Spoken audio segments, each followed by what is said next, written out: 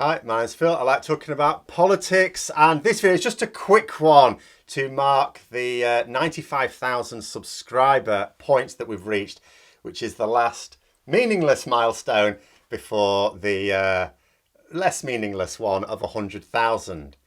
All getting very exciting. It is still going to be some time off. It's sort of slow and steady growth in subscribers on this channel. I mean, it has grown quite quickly, I suppose, over the last couple of years.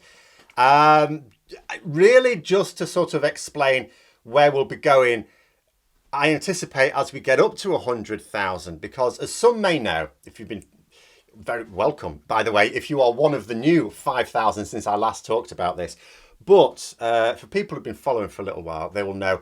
So last year, I technically went full time with this last year. And I say technically there because I still ended up doing a little bit of cover teaching, just a small amount of cover teaching. So I was still doing a bit of teaching, and I was doing 19 videos a week, and then a class or two of teaching at various points last year, where of course I, like my colleagues, was plunged into the old lockdown and remote teaching and all the rest of it, all very messy. And then towards the end of last year, I agreed to take on much more cover teaching to cover a colleague, and it's basically full-time teaching. So I had to drop the schedule down. Even then, it has been absolutely manic, completely manic. I haven't had time to sneeze, which is just as well. We've been wearing face masks, so we've had a distinct absence of colds in the last year. People have pointed out before, just a little aside, maybe what we should do going forward is not have people whining, why do we have to wear the masks now? That, you know, the number of cases, actually the number of cases is not down, it's going up, but still. In actual fact, maybe what we should be asking is, why don't we carry on wearing masks whenever we're ill? Even when we don't need to wear masks because of COVID, which is not now. Whenever we're ill, whenever we've got a bit of a sniffle, why don't we just make it a thing that we put on a face mask to avoid passing it on to others when we go to work or the shops or whatever. But anyway, so that's what I've been doing up until now. Now, at this point, so what happened was, so to begin with, it was like full time. Then I said, look, this is going to take a lot. I'd agreed to do it. I wasn't going to leave them in the lurch, but I thought this is too much.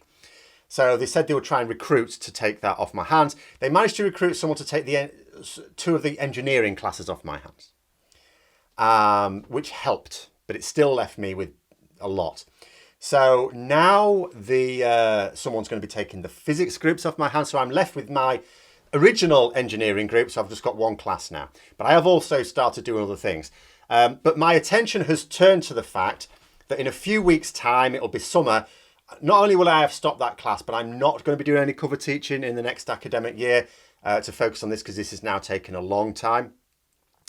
And my attention has turned to, so what do I do now? The obvious thing to do is, well, you go back up to 19 a week. Then you think, but do I? Because here's the thing, 19 a week is manageable. I know it's manageable because I did it last year, even with the extra bits I'm doing this year. But I'll tell you what it doesn't allow for. It doesn't allow to go away for a day to do something. Like, for example, there's a bit of a protest planned in Leeds at the end of this month, assuming that's still going ahead, as far as I know it is. Be nice to be able to get down to there.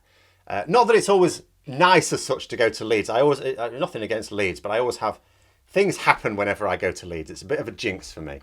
But nonetheless, things like that, or when someone asks me to do something, like our friend Max Robespierre asked me to do a thing one time a few weeks ago, completely missed his message because it's 40-hour day. And, it's nice to make sure that I've got the breathing room, because I could think to myself, well, I'll just fill up all my time to do this. But then if little things come along, I don't have time to do those. So then I'm thinking, or do I just, as it gets to autumn, go back up to 19, particularly if politics goes crazy again, go back up to 19, but with the long-term view that after Christmas, back to 14 and probably keep it at 14. And I've said this from the start, the channel has done well, let's face facts, because politics is crazy. It'd be lovely to think that even over time, if it scales back a bit, if politics normalises a bit, that I'll still keep this going. But at the end of the day, it does as well as it does because politics is absolutely insane in this country right now. And it will carry on being insane for a few years, just not, I hope, the rest of my life. I don't think the country can stand that. So, I'd even anticipate a time in the future where, I wouldn't really be able to do more than one video a day, other than if without scratching around for something that's not going to get many views, and what's the point? So yeah. So basically my choices are as follows. I could go back up to 19, or at least for this autumn and winter, and then scale it down, but then potentially run into a situation where I don't have enough time to do other things that I want to do. I could keep it at 14 and use that extra time actively to do other things. And I have been thinking, I like Twitter, but I don't really use Twitter. I'm on there, but Facebook, I don't get Facebook at all, but I should. So I had thought to myself, well, maybe I should do content for Twitter and Facebook.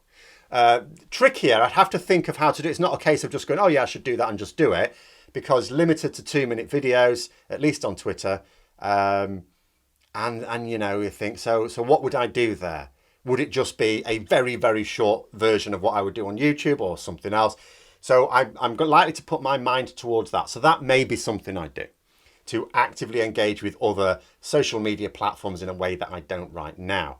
I mean, time just to read more comments and things like that.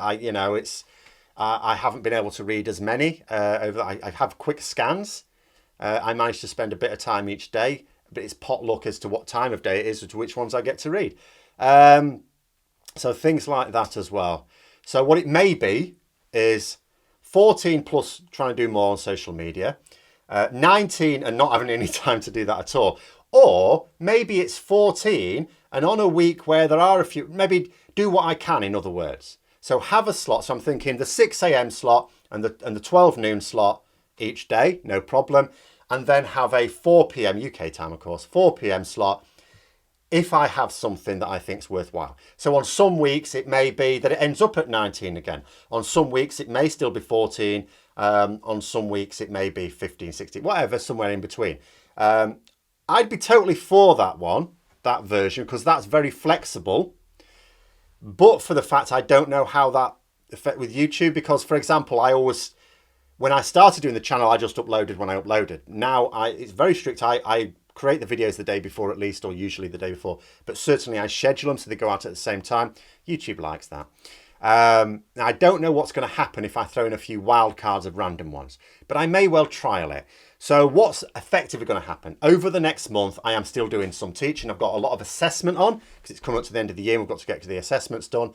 So I wouldn't notice any changes over the next month. In July, although I'm still technically teaching slightly into July, but around about mid-July, I may start dabbling in other things. In August, I should absolutely start using the extra time. For what, I don't yet know. Suggestions in the comments below. But that's just, and then from September, whatever I'm going to be doing this autumn needs to be done then. It's likely to include some more videos, but quite on what basis, I don't know. And also, part of it will depend on how much Labour are going to bite back. Are they going to bite back this autumn? Of course they will a bit. Is it going to be effective? We'll have to see. You know, we could do with some fuel, basically. But that's what I'm thinking in terms of sort of over the next few months anyway. If things go on as they are, then we could potentially anticipate getting to 100,000 subscribers late July, early August, but I don't want to jinx anything. But yeah, it's the last little milestone before it. Very exciting. But those are my thoughts anyway. Let me know yours in the comments below. And until next time, I'll see you later.